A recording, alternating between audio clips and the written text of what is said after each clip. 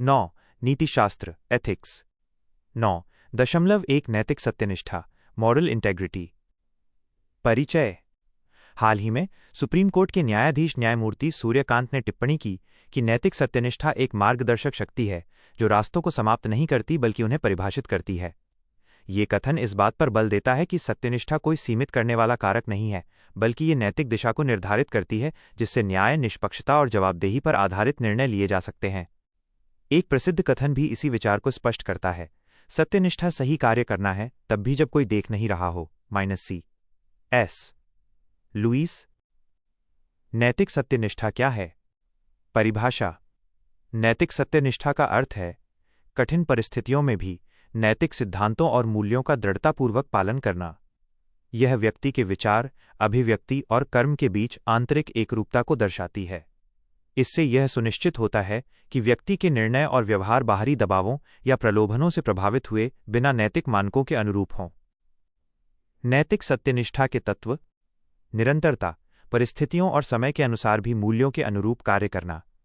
ईमानदारी, अभिव्यक्तियों और कार्यों में सच्चाई और पारदर्शिता बनाए रखना. साहस, विरोध या दबाव के बावजूद नैतिक सिद्धांतों पर दृढ़ रहना. आत्म जागरूकता, अपने मूल्यों, उद्देश्यों और प्रेरणाओं को समझना.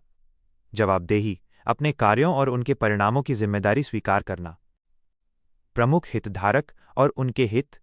सामान्य व्यक्ति व्यक्तिगत विश्वसनीयता और भरोसेमंदता का निर्माण करता है. दैनिक जीवन में भ्रष्टाचार के विरोध के लिए नैतिक साहस विकसित करता है. लोक सेवक शासन में ईमानदारी और निष्पक्षता बनाए रखने में मदद करता है. निजी लाभ के लिए पद के दुरुपयोग को रोकता है. पारदर्शिता और जवाबदेही पर आधारित नागरिक केंद्रित शासन सुनिश्चित करता है. राजनीतिक दबाव और संस्थागत भ्रष्टाचार से रक्षा करता है. न्यायपालिका संवैधानिक नैतिकता और न्याय के संरक्षक के रूप में कार्य करती है. राजनीतिक या सामाजिक प्रभाव से मुक्त होकर निष्पक्ष निर्णय सुनिश्चित करती है.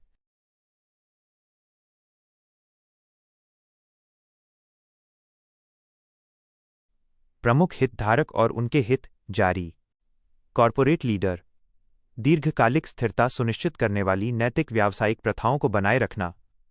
ईमानदारी आधारित नीतियों के माध्यम से निवेशकों और उपभोक्ताओं का विश्वास बनाना. राजनीतिक नेतृत्व व्यक्तिगत या दलगत हितों से ऊपर जनहित को प्राथमिकता देना. निष्पक्षता, समानता और समावेशिता जैसे लोकतांत्रिक मूल्यों को बनाए रखना. यह सुनिश्चित करना कि नीतियां और निर्णय नैतिक रूप से सुदृढ़ और जनकल्याणकारी हों. समग्र समाज ईमानदारी, निष्पक्षता और न्याय की संस्कृति का विकास करना. लोभ, लालच, भौतिकवाद और उपभोक्तावाद के कारण मूल्यों के क्षरण से समाज की रक्षा करना. स्थायी शासन, नैतिक नेतृत्व और सामाजिक सामंजस्य सुनिश्चित करना. नैतिक सत्यनिष्ठा को बाधित करने वाले कारक. हितों का टकराव व्यक्तिगत लाभ बनाम सार्वजनिक कर्तव्य निर्णय लेने की प्रक्रिया को प्रभावित कर सकते हैं. उदाहरण 2G स्पेक्ट्रम घोटाला, जिसमें लाइसेंस आवंटन में निजी हितों को प्राथमिकता दी गई जिससे जनता का विश्वास कमजोर हुआ. संस्थागत और प्रणालीगत दबाव अवास्तविक लक्ष्य, नौकरशाही की लालफीताशाही और राजनीतिक हस्तक्षेप लोगों को नैतिक विकल्पों से समझौता करने के लिए प्रेरित कर सकते हैं.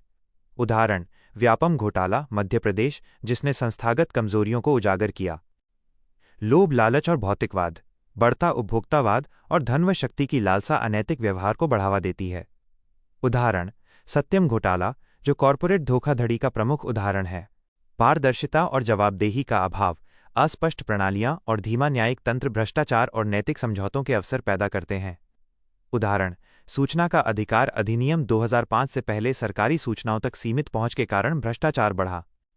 सहकर्मी और सामाजिक दबाव, समूह के अनुरूप व्यवहार, परिणामों का डर जैसे स्थानांतरण या स्वीकृति की इच्छा नैतिक सिद्धांतों को कमजोर कर सकती है. उदाहरण एडवर्ड स्नोडेन को निगरानी प्रणालियों का खुलासा करने पर भारी आलोचना का सामना करना पड़ा. अनैतिक व्यवहार की स्वीकृति, जब भ्रष्टाचार या अनैतिक आचरण को दंडित नहीं किया जाता तो सत्यनिष्ठा धीरे धीरे कमजोर हो जाती है. उदाहरण चुनावी राजनीति में आपराधिक पृष्ठभूमि वाले उम्मीदवारों का जीतना, जिससे ये धारणा बनती है कि अनैतिक व्यवहार स्वीकार्य है. मौजूदा दौर में नैतिक सत्यनिष्ठा का महत्व. व्यक्तियों के लिए व्यक्तिगत विश्वसनीयता और भरोसेमंदता. किसी नेता की नैतिक सत्यनिष्ठा विश्वास को प्रेरित करती है. उदाहरण रतन टाटा ने नैतिक व्यावसायिक प्रथाओं, परोपकार और विनम्रता के माध्यम से सत्यनिष्ठा का उदाहरण प्रस्तुत किया। जटिल परिस्थितियों में नैतिक मार्गदर्शन, बढ़ती नैतिक दुविधाओं जैसे जलवायु न्याय, एआई का उपयोग के बीच सत्यनिष्ठा निष्पक्ष निर्णय लेने में मदद करती है। उदाहरण: एडवर्ड स्नोडेन जैसे विस्लब्लोअर ने सुरक्षा और स्वतंत्रता के बीच संतुलन के प्रश्न को उजागर किया। लोक सेवा में सत्यनिष्ठा।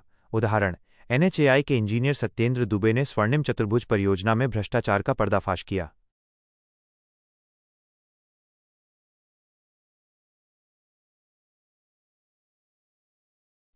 प्रमुख हितधारक और उनके हित जारी। Corporate leader. दीर्घकालिक स्थिरता सुनिश्चित करने वाली नैतिक व्यावसायिक प्रथाओं को बनाए रखना। ईमानदारी आधारित नीतियों के माध्यम से निवेशकों और उपभोक्ताओं का विश्वास बनाना। राजनीतिक नेतृत्व। व्यक्तिगत या दलगत हित। लोक प्रशासन एवं शासन। भ्रष्टाचार की रोकथाम। सत्यनिष्ठा व्यक्तिगत लाभ के लिए पद के दुरुपयोग को रोकती है। उदाहरण: आईएएस अधिकारी अशोक खेमका ने बार बार तबादलों के बावजूद सत्यनिष्ठा बनाए रखी। उदाहरण: सूचना का अधिकार अधिनियम आरटीआई नागरिकों को अधिकारियों से पारदर्शिता और जवाबदेही की मांग करने का अधिकार देता है। नागरिक केंद्रित शासन। नैतिक प्रशासन सत्ता के बजाय जनकल्याण पर ध्यान केंद्रित करता है। उदाहरण: मेट्रो मैन ई श्रीधरन ने पारदर्शी कॉन्ट्रैक्ट और समय पर परियोजनाएं पूरी करना सुनिश्चित किया। उदाहरण: सिंगापुर की लोक सेवा संहिता निष्पक्षता और सत्यनिष्ठा सुनिश्चित करती है, जिससे ये एक वैश्विक मानक बन गई है। जनता का विश्वास बहाल करना। उदाहरण: भारत के निर्वाचन आयोग ने मॉडल आचार संहिता के सख्त पालन के माध्यम से स्वतंत्र और निष्पक्ष चुनावों में विश्वास पैदा किया। न्यायपालिका। न्यायपालिका में संवैधानिक नैतिकता और निष्पक्षता बनाए रखना आवश्यक है। न्यायाधीशों को राजनीतिक या सामाजिक दबावों से मुक्त होकर निर्णय लेना चाहिए। उदाहरण: सुप्रीम कोर्ट का नवतेज सिंह जौहर मामला 2018 इसमें सहमति से बने समलैंगिक संबंधों को अपराध की श्रेणी से बाहर रखा गया। कॉर्पोरेट क्षेत्र और व्यावसायिक नैतिकता। नैतिक व्यावसायिक व्यवहार। सत्यनिष्ठा अनैतिक शॉर्टकट जैसे कर चोरी, श्रम शोषण या पर्यावरणीय क्षति को रोकती है। उदाहरण: नारायण मूर्ति के नेतृत्व में इन्फोसिस ने पारदर्शिता, कॉर्पोरेट गवर्नेंस और कर्मचारियों के साथ उचित व्यवहार के लिए प्रतिष्ठा हासिल की। पर्यावरण सामाजिक शासन ईएसजी मानक। ईएसजी मानक आधुनिक चुनौतियों से निपटने के लिए नैतिक और जिम्मेदार कॉर्पोरेट ढांचा प्रदान करते हैं। उदाहरण: टोयोटा ने 2050 तक नेट जीरो उत्सर्जन प्राप्त करने की प्रतिबद्धता जताई है। नागरिक समाज की सक्रियता और पत्रकारिता। सत्यनिष्ठा समाचारों को सनसनीखेज बनाने के बजाय तथ्यों को प्राथमिकता देती है और फेक न्यूज़ को रोकने का प्रयास करती है। उदाहरण: कोविड-19 महामारी के दौरान जिम्मेदार पत्रकारिता ने गलत सूचनाओं को रोकने और लोगों की जान बचाने में महत्वपूर्ण भूमिका निभाई। उदाहरण: अन्ना हजारे का भ्रष्टाचार विरोधी आंदोलन। प्रौद्योगिकी और डिजिटल युग। निगरानी, गोपनीयता और एल्गोरिदम से जुड़े निर्णयों में नैतिक सत्यनिष्ठा अत्यंत आवश्यक है।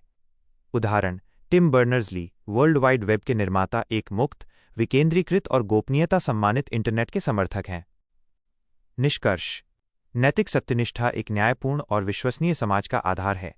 यह व्यक्तियों और संस्थाओं को दबाव के बावजूद नैतिक रूप से सही कार्य करने के लिए प्रेरित करती है, जिससे जीवन के सभी क्षेत्रों में निष्पक्षता, जवाबदेही और करुणा सुनिश्चित होती है।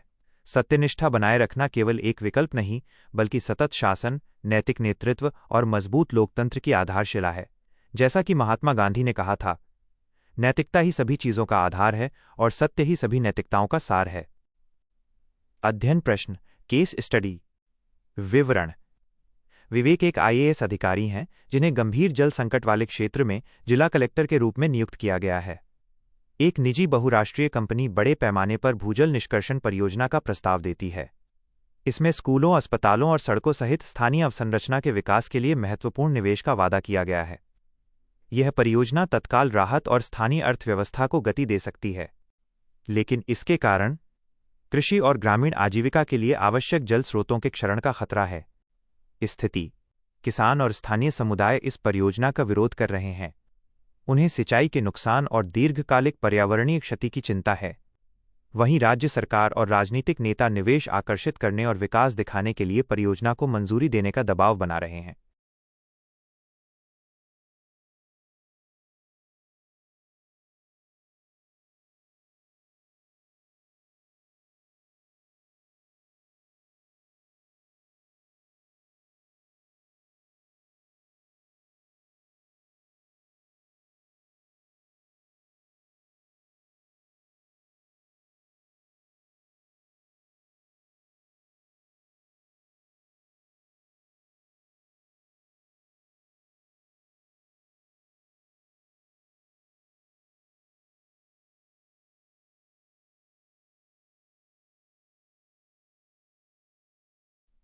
अध्ययन प्रश्न, केस स्टडी। प्रश्न ए, इस परिदृश्य में विजय के सामने आने वाली नैतिक दुविधाओं की पहचान कीजिए। बी होल विजय के सामने क्या क्या विकल्प हैं? इनमें से प्रत्येक विकल्प का आलोचनात्मक मूल्यांकन कीजिए। सी, आपके विचार में विजय के लिए कौन सा विकल्प सबसे उपयुक्त होगा और क्यों? 9.2 बिग टेक कंपनियां और एआई की नैतिकता, बिग टेक और ethics of AI, a growing regulatory challenge. परिचय। हाल ही में आर्टिफिशियल इंटेलिजेंस एआई में बिग टेक कंपनियों के प्रभुत्व को लेकर चिंताएं बढ़ गई हैं। अमेरिका की अदालतें एआई के उपयोग सहित गूगल के सर्च में एकाधिकार की जांच कर रही हैं। इसी दौरान 2 लेखकों ने एप्पल के खिलाफ संघीय अदालत में मुकदमा दायर किया। आरोप, एप्पल ने बिना अनुमति, सहमति, क्रेडिट या भुगतान के कॉपीराइटेड डेटासेट का उपयोग किया। इन सामग्रियों का उपयोग अपने ओपन ईएलएम एआई मॉडल को प्रशिक्षित करने के लिए किया गया। यह मामला दिखाता है कि जनरेटिव एआई और बड़े भाषा मॉडल एलएलएमएस के प्रशिक्षण में कॉपीराइट सामग्री के उपयोग से एआई कंपनियों के सामने कानूनी और नैतिक चुनौतियां बढ़ रही हैं। प्रमुख हितधारक और उनके हित। बिग टेक एआई कंपनियां। बाजार में मुनाफा, उच्च लाभ और वैश्विक विस्तार। एल्गोरिदम, डेटा और नवाचार पर नियंत्रण। शेयरधारकों के मूल्य को अधिकतम करते हुए जनता का विश्वास बनाए रखना। Content creators. कॉपीराइट और बौद्धिक संपदा अधिकारों की सुरक्षा। उनके कार्यों के उपयोग के लिए उचित मान्यता और भुगतान। उपभोक्ता। किफायती, सुरक्षित और भरोसेमंद एआई सेवाएं। गोपनीयता और संवेदनशील डेटा की सुरक्षा। सरकारें। निष्पक्ष प्रतिस्पर्धा सुनिश्चित करना और डिजिटल एकाधिकार को रोकना। राष्ट्रीय सुरक्षा और नागरिकों के अधिकारों की रक्षा करना। नवाचार और नियमन के बीच संतुलन स्थापित करना। स्वतंत्र रूप से उपलब्ध ज्ञान के निजीकरण को रोकना। समग्र समाज। एआई का दीर्घकालिक नैतिक, न्यायसंगत और सतत उपयोग। तकनीकी लाभों का समान वितरण। पक्षपाती एआई सिस्टम, गलत सूचना और लोकतांत्रिक मूल्यों के क्षरण से सुरक्षा।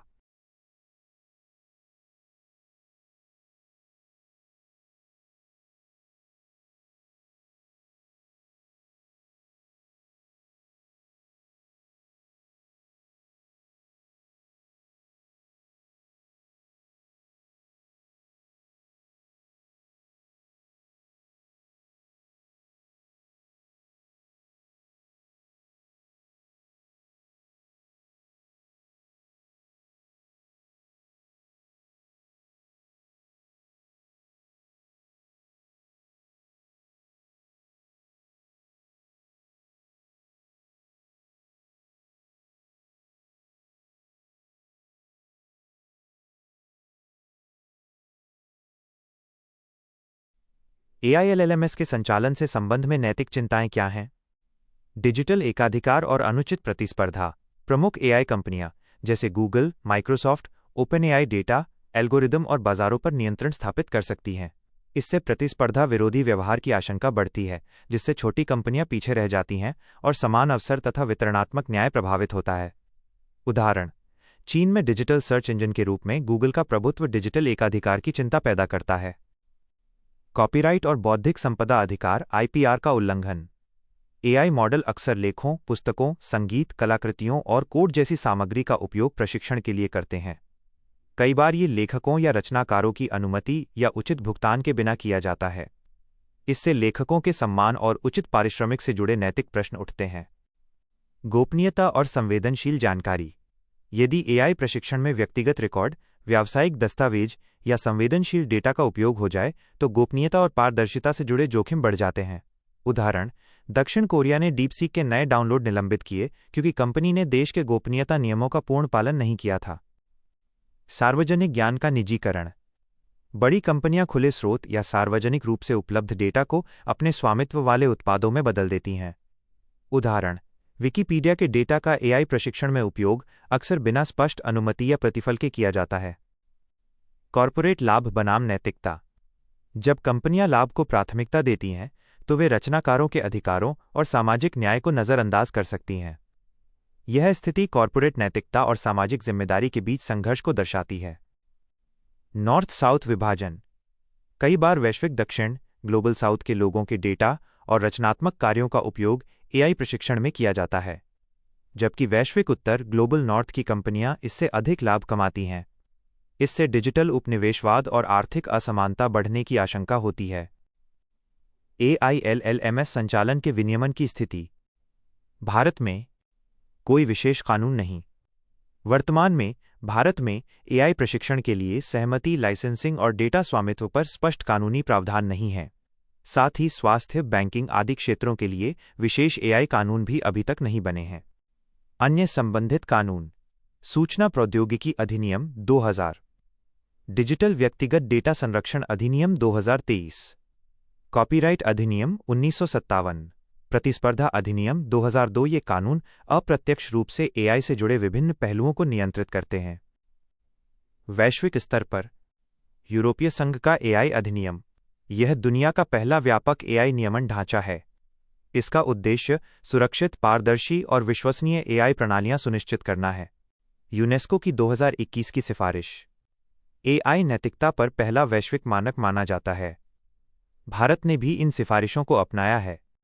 अन्य वैश्विक पहलें: G20 AI सिद्धांत, UK AI सुरक्षा शिखर सम्मेलन 2023 का ब्लेचली घोषणा पत्र, पेरिस AI एक्शन समिट 2025 के संयुक्त वक्तव्य। इनका उद्देश्य समावेशी, सुरक्षित और सतत AI विकास को बढ़ावा देना है।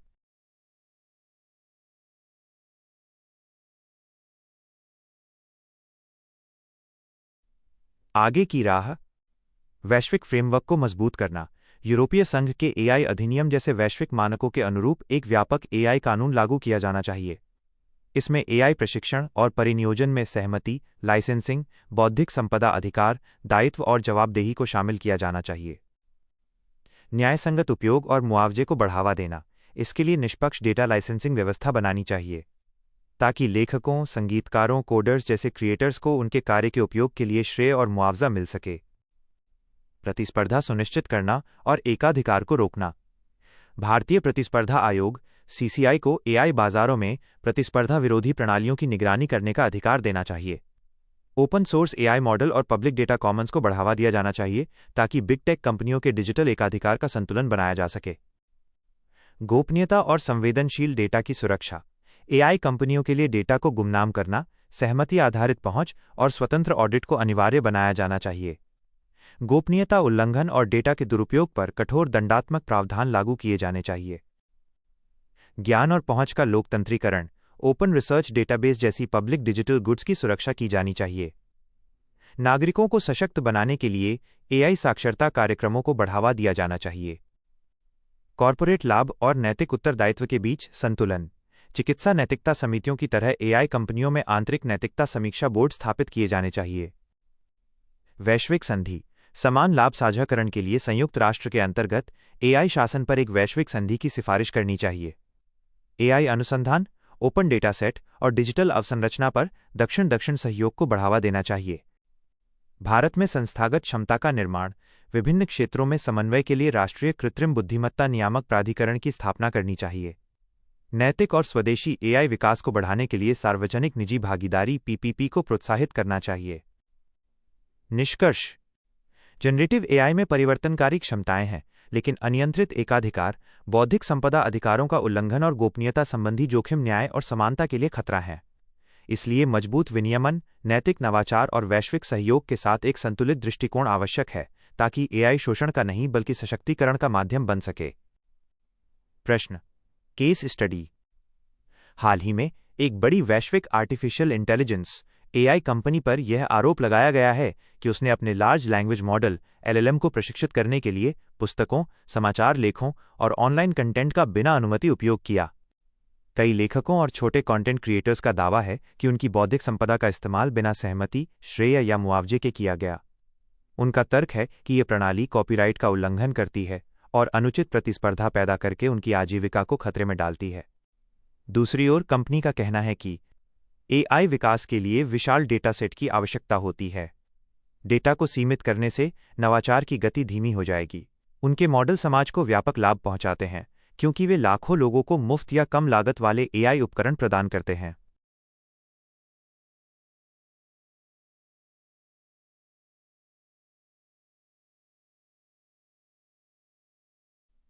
अध्ययन प्रश्न: केस स्टडी।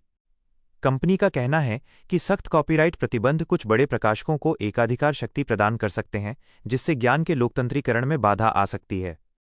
आप भारत में एक नीति निर्माता हैं और आपको इस उभरते हुए मुद्दे पर एक नैतिक और विनियामक प्रतिक्रिया तैयार करने का कार्य सौंपा गया है। प्रश्न ए, इस मामले में शामिल नैतिक मुद्दों की पहचान कीजिए। बी, एक नीति निर्माता के रूप में नैतिक शासन के कौन से सिद्धांत आपके निर्णय का मार्गदर्शन करेंगे। सी, एक संतुलित कार्यवाही का सुझाव दीजिए जो नवाचार और क्रिएटर्स के अधिकारों की सुरक्षा दोनों को सुनिश्चित करे। डी होल, भविष्य में ऐसी नैतिक दुविधाओं से बचने के लिए एआई कंपनियों को अपनी कार्यप्रणाली में किन मूल्यों को बनाए रखना चाहिए। 10 सुर्खियों में रही योजनाएं, schemes in news. 10.1 PM street vendors Atmanirbhar Nidhi PM Svanidhi योजना, PM street vendors Atmanirbhar Nidhi पीएमएसवीए निधि स्कीम। सुर्खियों में क्यों? हाल ही में कैबिनेट ने PM street vendors Atmanirbhar Nidhi पीएमएसवीए निधि योजना के पुनर्गठन और ऋण अवधि 2024 से आगे के विस्तार को मंजूरी दी है। उद्देश्य, रेहड़ी पटरी स्ट्रीट वेंडर्स लगाने वालों का समय पर विकास करना ताकि उन्हें विश्वसनीय स्रोत से वित्तीय सहायता मिल सके। इससे वे अपना कारोबार बढ़ा सकें और लंबे समय तक स्थिर आर्थिक विकास के अवसर प्राप्त कर सकें। कार्यशील पूंजी, वर्किंग कैपिटल के लिए ऋण उपलब्ध कराना। रेहड़ी पटरी वालों के लिए वित्तीय समावेशन, डिजिटल भुगतान और पहचान मान्यता को बढ़ावा देना। मुख्य विशेषताएं। पृष्ठभूमि, यह योजना वर्ष 2020 में कोविड-19 महामारी के दौरान गंभीर कठिनाइयों का सामना कर रहे स्ट्रीट वेंडर्स को सहायता देने के लिए शुरू की गई थी। प्रकार, केंद्रीय क्षेत्र की योजना, सेंट्रल सेक्टर स्कीम। मंत्रालय, आवास और शहरी कार्य मंत्रालय, मोहुआ। कार्यान्वयन, ये योजना आवास और शहरी कार्य मंत्रालय, मोहुआ तथा वित्तीय सेवा विभाग, डीएफएस द्वारा संयुक्त रूप से लागू की जाती है। डीएफएस की जिम्मेदारी है कि वह बैंकों, वित्तीय संस्थानों और उनके स्थानीय प्रतिनिधियों के माध्यम से ऋण या क्रेडिट कार्ड तक पहुंच सुनिश्चित करे। कुल परिव्यय 7,332 करोड़ रुपए। लक्षित लाभार्थी, शहरी क्षेत्रों के रेहड़ी पटरी स्ट्रीट वेंडर्स लगाने वाले विक्रेता जो 24 मार्च 2020 या उससे पहले व्यापार में लगे हुए थे। पुनर्गठित योजना का उद्देश्य 50 लाख नए लाभार्थियों सहित कुल 1.15 करोड़ लाभार्थियों को लाभ देना। मुख्य लाभ, कार्यशील पूंजी, वर्किंग कैपिटल, 7% की ब्याज सब्सिडी, समय पर या अग्रिम ऋण भुगतान, समय पर भुगतान करने पर अधिक ऋण की पात्रता, हायर लोन एलिजिबिलिटी प्राप्त होती है। नई विशेषताएं। कार्यशील पूंजी ऋण की बढ़ी हुई किस्तें। पहली किस्त 15,000 रुपये तक, पहले 10,000 रुपये थी। दूसरी किस्त 25,000 रुपये तक, पहले 20,000 रुपये थी। तीसरी किस्त 50,000 रुपये तक, बिना बदलाव के।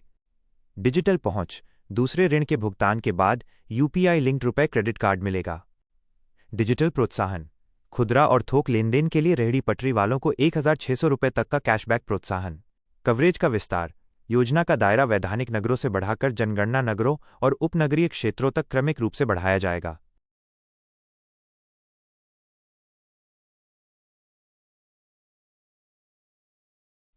$10.1 PM street vendors Atmanirbhar Nidhi पीएमएसवीए निधि योजना। क्षमता निर्माण, विक्रेताओं को उद्यमिता, वित्तीय साक्षरता, डिजिटल कौशल और मार्केटिंग से संबंधित प्रशिक्षण दिया जाएगा। साथ ही खाद्य विक्रेताओं के लिए स्वच्छता और खाद्य सुरक्षा पर विशेष प्रशिक्षण दिया जाएगा। यह प्रशिक्षण एफएसएसएआई के सहयोग से दिया जाएगा। स्वनिधि से समृद्धि पहल, इस पहल को मजबूत करने के लिए हर महीने लोक कल्याण मेले आयोजित किए जाएंगे। इन मेलों का उद्देश्य विक्रेताओं को अन्य कल्याणकारी योजनाओं से जोड़ना है। सुर्खियों में रहे स्थल, भारत। 1 कूनो राष्ट्रीय उद्यान, मध्य प्रदेश। कूनो राष्ट्रीय उद्यान में 2 तेंदुओं के बीच संघर्ष में एक चीते की मौत हो गई। 2022 में अफ्रीका से भारत लाए जाने के बाद ये चीते की मौत की पहली घटना है। 2 गंगोत्री ग्लेशियर। एक हालिया अध्ययन के अनुसार गंगोत्री ग्लेशियर में पिछले 4 दशकों में लगभग 10% बर्फ पिघल गई है। इसके कारण ग्लेशियर से जल प्रवाह घट रहा है। 3 रघुनाथ सागर बांध। भारतीय सेना ने रघुनाथ सागर बांध में अचानक पानी छोड़ने के बाद बाढ़ग्रस्त माधोपुर हेडवर्क्स में फंसे हुए सीआरपीएफ कर्मियों और नागरिकों को बचाने में मदद की। 4 नियोग नदी, हाल ही में प्रधानमंत्री ने अरुणाचल प्रदेश की सीमा के पास बहने वाली नियोग नदी पर दूरी और रोटोनोक नामक 2 जलविद्युत परियोजनाओं की आधारशिला रखी। 5. महादेव वन्यजीव अभयारण्य, गोवा। हाल ही में सुप्रीम कोर्ट में महादेव वन्यजीव अभयारण्य में चल रही परियोजनाओं पर रोक लगा दी गई। यह क्षेत्र एक प्रस्तावित टाइगर रिजर्व भी है। 6. नालंदा विश्वविद्यालय। ब्रिटेन के प्रधानमंत्री ने नालंदा विश्वविद्यालय की यात्रा की। 7. वेम्बनाड झील, केरल। अनियंत्रित पर्यटन, जलवायु बदलाव और तटीय हॉटस्पॉट तथा तटों पर अतिक्रमण के कारण वेम्बनाड झील के अस्तित्व पर खतरा बढ़ रहा है। 8. Similipal tiger reserve, STR, Odisha. केंद्रीय पर्यटन मंत्रालय ने सिमलीपाल टाइगर रिजर्व के कोर एरिया में गांव वालों के पर्यटन के लिए धोखाधड़ी से सहमति पत्र प्राप्त करने के आरोपों की जांच का आदेश दिया।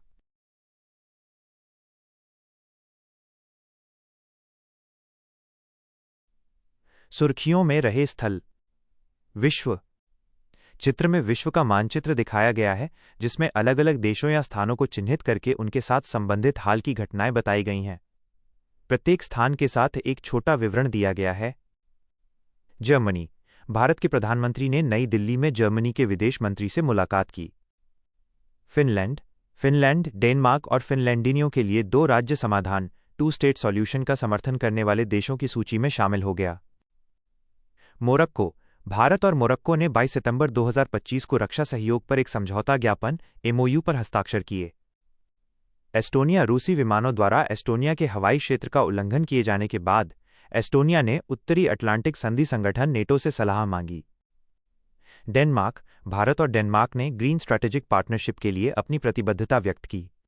इस साझेदारी का उद्देश्य आर्थिक संबंध और हरित विकास, ग्रीन ग्रोथ को बढ़ावा देना, रोजगार के अवसर पैदा करना, ग्रीन जलवायु परिवर्तन समाधानों को लागू करना। पेरू के दक्षिणी तट पर 5.6 तीव्रता का भूकंप आया। ला ओर्चिला द्वीप समूह। हाल ही में वेनेजुएला ने अपने कैरिबियन द्वीप ला ओर्चिला पर सैन्य अभ्यास शुरू किया। गयाना शेल्फ क्षेत्र में अमेरिकी नौसैनिक गतिविधियों के कारण इस क्षेत्र में तनाव बढ़ गया है। अल्बानिया। डायल एक AI जनित बॉट है। डायल नाम दिया गया यह बॉट सरकारी परियोजनाओं के सार्वजनिक डेटा पर आधारित मॉडल का उपयोग करेगा। इसका उद्देश्य पारदर्शिता बढ़ाना, भ्रष्टाचार को कम करना।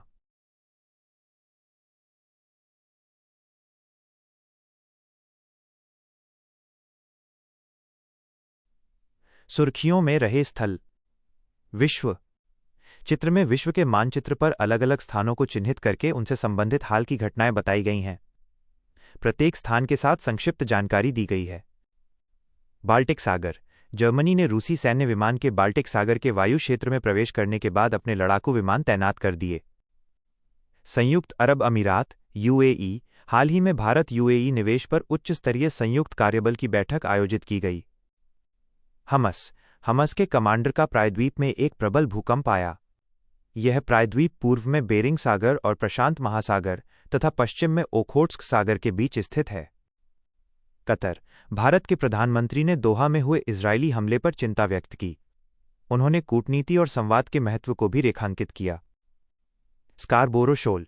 फिलीपींस के स्कारबोरो शोल पर चीन द्वारा तनाव बढ़ाने के कदमों की कड़ी आलोचना की गई है। मोजाम्बिक। भारत और मोजाम्बिक के बीच राजनयिक संबंधों की स्थापना के 50 वर्ष पूरे होने पर भारतीय नौसेना का पहला फ्रंटलाइन फ्रिगेट मोजाम्बिक पहुंचा। सेशल्स। भारतीय नौसेना के फर्स्ट ट्रेनिंग स्क्वाड्रन ने दक्षिण पश्चिम हिंद महासागर क्षेत्र में लॉन्ग रेंज प्रशिक्षण तैनाती के तहत सेशल्स के पोर्ट विक्टोरिया का दौरा किया।